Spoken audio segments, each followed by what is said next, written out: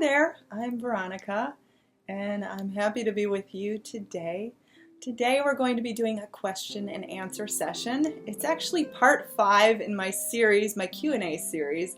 Parts 1 through 4 were actually released in 2015, and I've actually taken a break from this series for that long. But we're going to be continuing this again. So if you do have any questions that you would like answered in a future Q&A video, feel free to email me at veronicaisles@gmail.com. You can also post on my forum. You can post questions. I have a thread that I refer to when I make these videos. So let's get started. The first question is, how do you keep from doubting the law of attraction? So this is a great question. I would recommend when you start having doubt that you sort of do some research, look up New Thought authors, law of attraction authors throughout history.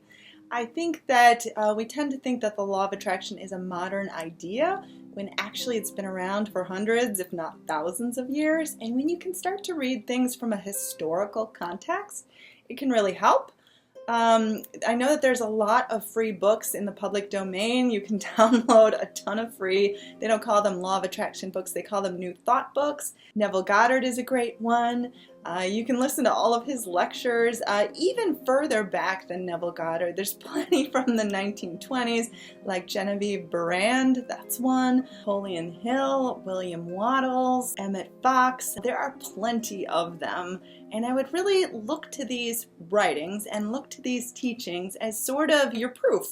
If, people were thinking this way 100 years ago and applying this law of attraction ideas during that time period, there must be something to it. Another way to sort of not doubt it is to manifest small things. When you can sort of get your own proof through your own lifestyle, this can really help as well. Next question is, can you use the law of attraction to help with anxiety?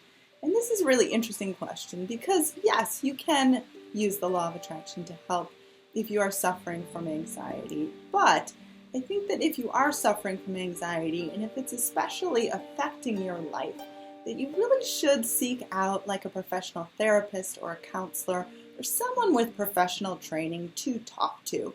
Because the law of attraction shouldn't sort of be a band-aid for deeper issues, especially if you're sort of struggling with depression or anxiety. It's okay to visit a therapist. It's okay to talk to someone with professional training. There's nothing wrong with this. It can help your life in so many different ways.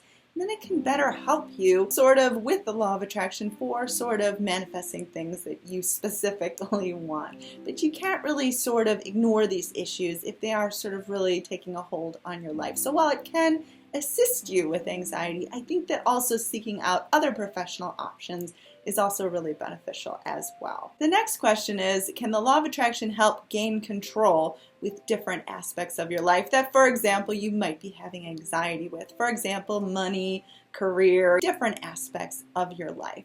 And yes, the law of attraction can help you get a sense of control and help you feel better about things. But again, I don't think that it should just be the only thing that you are seeking if you are suffering from large amounts of anxiety. If it's just mild doubts from time to time, then obviously you might not necessarily need a therapist. But sometimes, even in those instances, it's okay to talk to someone else because it's helpful to have someone listen and to have someone offer advice that is healthy for your well-being and for your life. The next question is how to be patient when trying to manifest something. Well, that's a really good question as well. I think being patient means that you're just sort of living in the end result. So you're not sort of waiting around. So there's really no need for patience. You're just sort of living as if.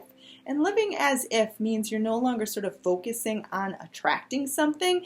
You're feeling like it's already there, so you're just sort of calm and at peace. That's basically what acting as if is. Another question is, how would a person go about manifesting someone they've never met? Well, this is interesting, and it is sort of like manifesting an experience that you've never had before. For example, say you really want to visit Paris. You really want to go there. Yes, you've never been there before, but you could imagine what it would be like being in these certain landmarks, like the Eiffel Tower, what it would be like eating French food, things like this. So while you've never been there and you can't imagine in your mind exactly what it's like being there, you can sort of use your creativity as what it would be like to be there. So for example, when manifesting a person you've never met, you could sort of imagine what it would be like to communicate with them, to be with them, to converse with them, to sit and have a coffee with them, that sort of thing. Another question is, what do you do if your person of interest is seeing someone else? Someone asked about the rubbing technique. Now, I'm really not very familiar with the rubbing out technique. From what I've heard of it, I guess you're sort of rubbing something out that you don't want to be there. Correct me if I'm wrong, I really don't know much about it. But in that case, you're sort of placing some sort of emphasis on the thing that you don't want and sort of erasing it.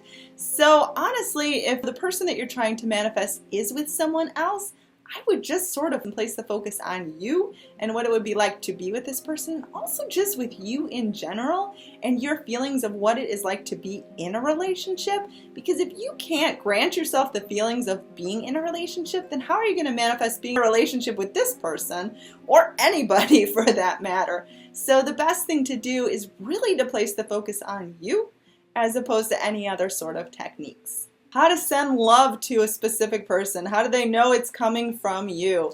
Well, sending love, just think of them in a loving way. You're not angry with them. You're not frustrated. You're just sending them love. You're also loving yourself. And you can just imagine that the person is getting a warm feeling and just feel that energy is specific to you and that they'll sort of feel the love coming from you. And the last question of the day is, how do you manifest a person when they're afraid of commitment? And I think this sort of stems down to when you're trying to manifest someone, focusing on the reasons why you should be together instead of the potential reasons why you shouldn't be together. And if someone is afraid of commitment, I wouldn't sort of reinforce that by worrying and wondering how is this going to work out when they're afraid of commitment. Instead, put it back on yourself and think of yourself as someone who anyone would want to be committed to. Think of what it would be like to be in a committed relationship.